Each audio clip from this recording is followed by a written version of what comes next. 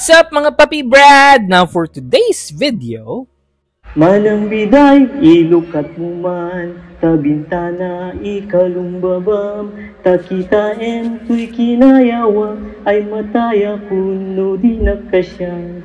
sa mga South people ng Pilipinas, alam niyo ba na pwede na kayong gumala papunta ng Ilocos Norte? Lalo yung mga taga Cebu dyan? Aba, meron na kayong direct flight papunta ng Ilocos Norte. Yes, pwede na. At dahil yan kay Philippine Airlines, last December 15, pwede na kayo mag-travel from Cebu going to Ilocos Norte directly. So, ali, puntahan natin sila. So, if you're from Mindanao, especially ako from Davao, mas malapit ang Cebu. So, Cebu going to Ilocos Norte directly, pwede na. At nandito na kami ngayon sa Mactan Cebu International Airport para pumunta sa Lawag, Ilocos Norte. Iba talaga pag Philippine Airlines no? Now, posible na makalaag sa Ilocos Norte dahil sa kanila. At pag landing namin dito, ito na, Lawag International Airport. So ali, manggala na ta! So first stop namin, dito kami sa Plaza del Norte Convention Center. At in fairness, malaki yung kwarto nila. Malaki yung space, pwede ka magtakbo-takbo. At meron din silang terrace para magtambay-tambay. At sa likod niyan, meron din silang pool. In fairness, meron din silang chapel. Wow! At ang unang pagkain natin matitikman dito, ito, kalderetang kambing. Tapos may mga salad at saka fried chicken. Siyempre, pag nasa Ilocos Norte ka, you must visit this Malacanang of the North. Dito dati nag-stay yung ex-president natin before na si Ferdinand E. Marcos Sr. Papa ni BBM. Ito nga yung karton ni BBM dati. In the late 1970s, ito yung Malacanang ng dating ex-president. Pero in the present day, under na ito sa Ilocos Norte Tourism. Ginawa nilang exhibit sa tourist destination.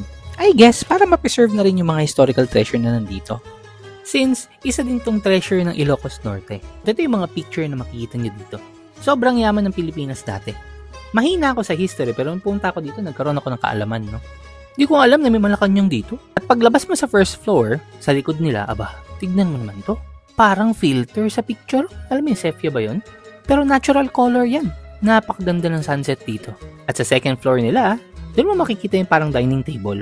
So I guess dito sila kumakain ng mga panahonan nila. Fairness, ang lawak Isipin nyo, 1970s, wala pang cellphone, wala pang wifi, wala pang mga social media. So paano mo kaya aliwin yung sarili mo dito, no? Wala lang, naisip ko lang.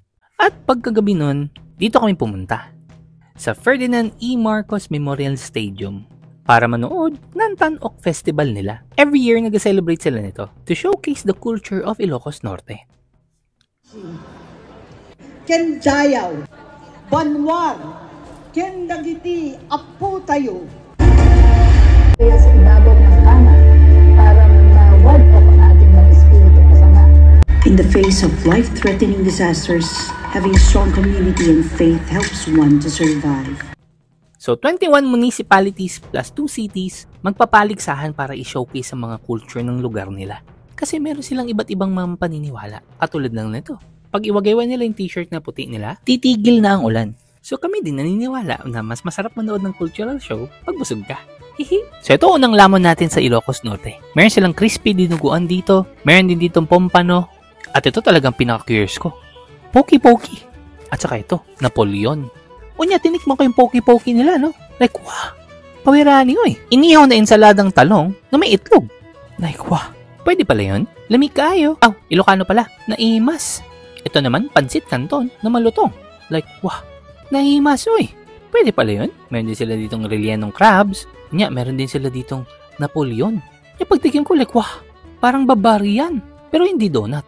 Pero ito talaga paborito ko sa lahat, yung poki-poki. So ayan, busog na tayo. Balik na tayo doon. So sabi ko nga kanina, meron silang mga cultural beliefs. At sa Tan-Ok Festival, ito yung way para ma-showcase nila yung mga belief na yun. Meron nga ako napanood kanina Tikbalang daw Pag nakuha mo doon yung buhok ng hari ng tikbalang, kakalma na sila. Huwag niyo akong bubunutan ng buhok Pero sa lahat ng nag-perform, ito talaga tumatak sa isip ko.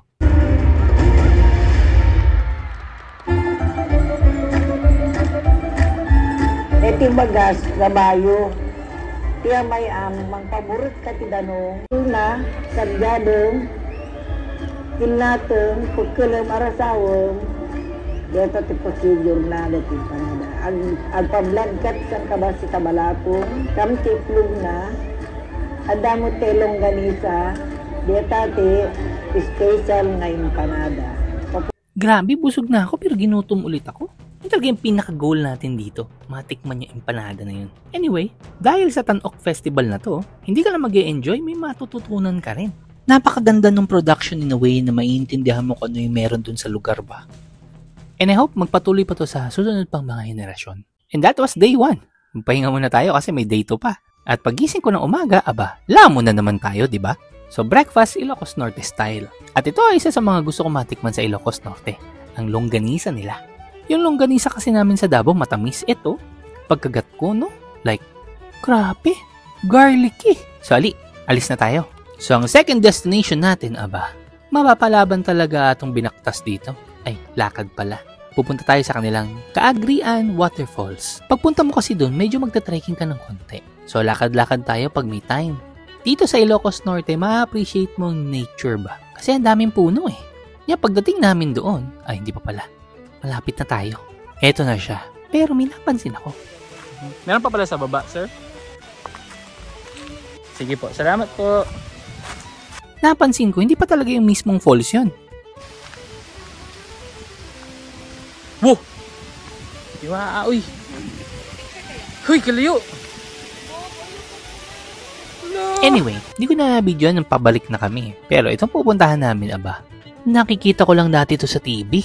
Pero ngayon mayayakap ko na to. So dito lang yan, sa Bangi, Ilocos Norte.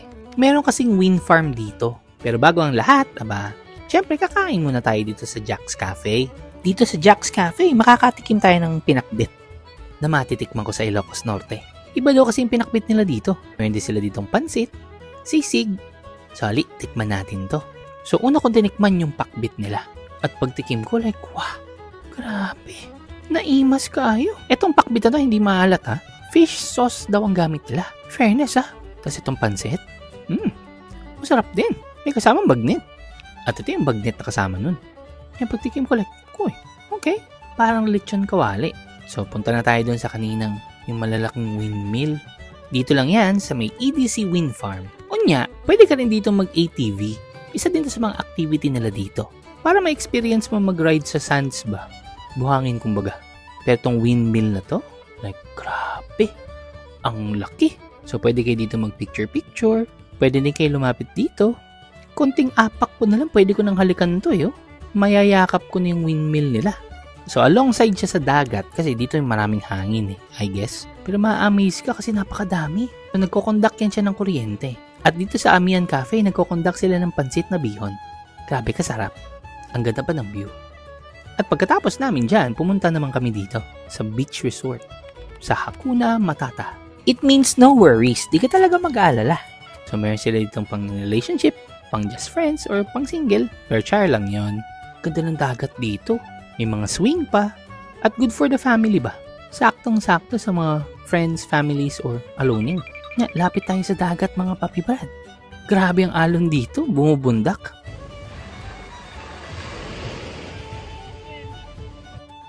Sarap pakinggan ng mga waves pero mas masarap kung kakain tayo ulit. Hapunan na kasi.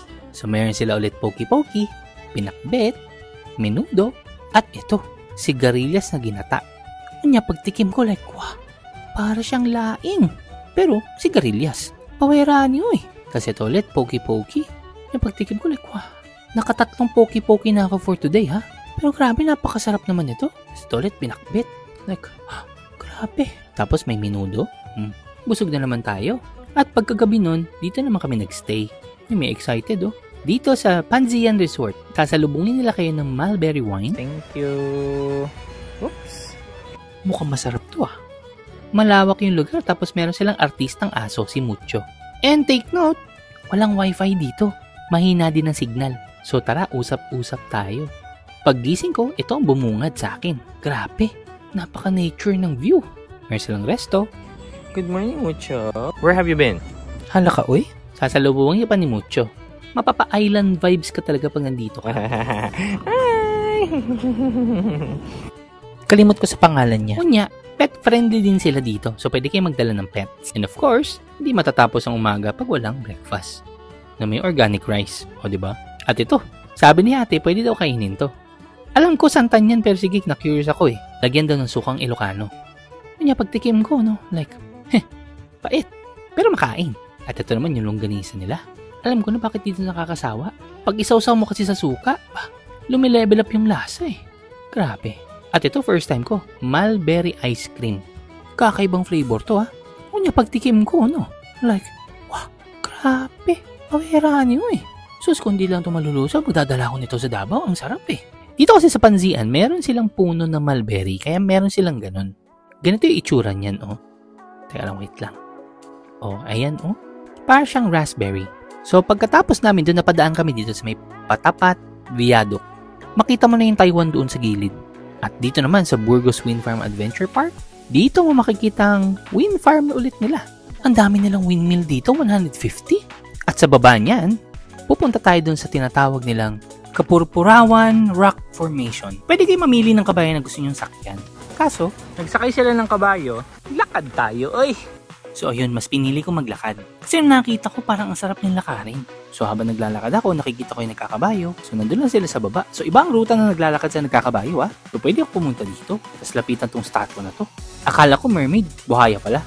At dito yung mga rock formation nila, grabe. Kulay puti yung bato ba? Kakarelax pero ang init. Grabe, kaganda ng view. In fairness, pagana sila sa kambing, napansin ko. Saka yun, oh, may white horse, oh. Amazing, oh. At syempre, di mawawala ang lunch break dito sa Asarica Garden. So, food Adams na naman tayo mga Papi Brad. Napansin ko talaga, maraming foods dito pero ang pinakbit di talaga nawawala ba. So, tikman natin to. So, una ko dinikman yung adobo. Okay. Sakto lang. At ito naman yung inihaw na tuna. Sakto lang din. Ito para siyang teriyaki pork. Sakto lang din, masarap. Okay teriyaki dyan siya glasa. At ito, fried chicken. Malutong yung labas, juicy-juicy yung loob. Pwede na. At higit sa lahat, ito, yung pinakbit. Kunya, pagsubo ko, wow, walang mintis yung pinakbit nila dito sa Ilocos. Grabe, masarap. Sa sobrang sarap ng pinakbit na to, hindi siya ganun kaalat kasi. Pwede mo siyang kainin kahit walang kanin eh. Hindi po sumubo ka lang maraming gulay, mabubusog ka na. Pawera niyo eh. Tapos di ko na talaga natiis, sinabaw ko na talaga dun sa kanin yung sabaw. Kunya, pagsubo ko, lamig kaayo. Naimas kaayo. At pag-uwi namin, dito kami sa Amici Resort Hotel. And I can say, this is one of the good hotels na napuntahan namin. Isipin mo, may bilyaran, tapos mayroon pang restaurant. May tiki bar, at ito pa, may basketball court, at may pool. May gym pa nga sila pero hindi ko na nabidyohan. At tignan nyo naman yung kwarto dito. Parang bahay ba? Pero kwarto yan siya. Hindi mo iisipin na hotel to eh. Parang siyang community. Yung tipong lahat kayo magkakapit bahay. At ito yung tutulugan namin. Ito yung loob niya. At may wifi pa. At ito yung dinner for tonight, caldereta. Meron din sila ditong roasted chicken. At syempre, di mawawala yung pakbit. At ito, kanin salad na turon. At higit sa lahat, sinigang. Pero ang gamit nila dito, katmon. Kakaiba to ha. So kumuha na ako. Paborito ko na yung pinakbit kaya inuna ko na to. Pero tikman natin yung sabaw. Like, wow. Maasim siya in a way na hindi siya strong na asim, malinamnam na asim. At ito yung nagpapaasim dyan, yung katmon. Yung pagtikim ko like, maasim pala talaga. Pero tikman natin yung isang buo. Yung pagsubo ko na, okay, nasanay na yung dila ko. Sakto lang. At ito naman, yung roasted na chicken. Wow, masarap yun malasa, herby. At ito yung pakbit. Yung pagtikim ko sa pakbit, no? Like, grabe. Pawera Jodani, uy. Tapos ito naman yung kanin salad na turon. Yung pagsubo ko, no? Like, uy, parang siyang California maki. Pero turon. At ito, halo-halo cheesecake. First time ko makarinig nito. Nga, pagtikim ko mga Papi Brad, no? Like, kakaiba yung lasa niya, ha? Pagtikim ko ulit, like, uy, masarap to. Highly recommended. Tapos may KTV pa sila. Nga, pagtulog namin, syempre, gising ulit. Breakfast na naman. Masarap gumising sa umaga, lalo na bubungad sa'yo ganito. Kain tayo na madami kasi marami tayong pupuntahan today. Pero syempre, titikman natin yung pagkain nila dito. So ito, nagpaluto na ako ng omelette. Pero ito, na-curious ako. Meron silang ganito, pansit. Yeah, fairness, masarap yung pansit, ha? At syempre, hindi mawawala yung Ilocos na longganisa. Like, wow. Lamia, ay. At ito, grabe. Hindi ko lang, parang poky-poky siya, pero iba yung itsura niya. May pechay siya eh. Pero masarap, nakakagana ba? Kanya, meron din sila ditong igado. So ayan, busog na tayo ulit. So pwede na tayong umalis ulit para dun sa ating day 4. At sa ating day 4, dito tayo pupunta. Mapapalaban na naman yung tuhod natin kasi dito tayo sa Solsona View Deck. Mountain view ng Ilocos Norte. Like, wow. Kanya, meron din sila ditong campsite. Kung hilig nyo mag-camping, pa-register lang kayo sa tourism. At ito na. Isa sa mga national treasure ng Pilipinas, ang Pinili Inabel Center. isa sa mga weaving center ng Pilipinas. Naging legacy kasi itong weaving na to dahil kay Nana Magdalena Gamayo. 99 na yan siya at magwa-100 na ngayong year. The living national treasure ng Pilipinas. Pawera ni Nana Magdalena, oy. Ang pinaka-paborito kong segment, lunch break. Dito sa Linamnam Plates. So, nag-serve sila ng hot pot. Hindi ako marunong kumain nito kasi sabi nila ihulog mo lang daw lahat yan eh. Oh. Pero ang trip ko talaga dito, yung bagnet. So, sige, manglamon na kita. So, habang nagluto sila dyan, hulog mo lang daw yan. Meron din silang Hainanese chicken dito. At syempre, hindi ma-absent ang pakbet. So, tikman natin to bagnet. Yung pagkagat ko, no, like, uy, para talaga siyang lechong kawali. Ito naman, Hainanese chicken. Kunya, pagsubo ko, no, like, malinamnam siya. Pero may kasama siyang sausawan, yung sambal. Kunya, pagsubo ko, like, wah, grabe. Yung sambal na yun, masarap. Perfect sa Hainanese chicken. At ito na, yung pakbet. Isa to sa mga paborito kong pagkain dito sa Ilocos. Kahit araw-arawin, naimas eh. At dito sa Pauay, isa sa mga natural cultural treasure natin, ang Pauay Church. Na-declare to National Treasure 1973 pero 1700s nakatayo na tong building na to eh. Wow, grabe. Tanda na ng building na to. Kanya, ginutom ako, nakakita ko ng mais. In fairness ang mais dito, grabe kalaki. At meron pang ice cream. Dragon fruit flavor. Wah! Kaya na-curious ako, gusto kong tikman niya pagkagat ko, no? Like, oh, grabe! Dragon fruit nga! Pwede pala yan? Amazing, ah! At ito na, ang pinakihintay ko. Na-remember niyo ba yung cultural show, yung day 1 natin? Matitikman na natin to. Dito lang yan, sa Glory's Empanada. By the way, yung cultural show, Batak pa lang nanalo dyan, number 1, champion. Di na ako magtataka kung bakit. Ganito pala gawin yan, no? So, rice flour, tapos lalagyan ng papaya, tapos lalagyan ng itlog, tapos lalagyan ng longganisa, tutupiin, tapos tanggalin yung mga sobra, tapos isasarado para walang mantika pumasok sa loob. Tapos ayun, iuhulog dun sa mantika. Glory's Empanada, the original empanada. Number 1 in taste daw niya. Pagtikim ko, no? Like, wow, grabe! Kaya pala, highly recommended to. Pag pumunta kayo ng Ilocos, huwag niyong kakalimutan kumain ito. At dito sa last destination natin, ang Suba Sand Dunes. Kung alam niyo yung Temptation Island, Panday, lalo na yung probinsyano, nakapag-taping daw sila dati dito. At dito, sa Sand Dunes, ganito ang gamit nila sa sasakyan. Astig naman ang mga sasakyan dito, nilaki ng gulong. At pwede din kayo mag-sandboarding. Wow! So, testingin natin yan. Go na, boss.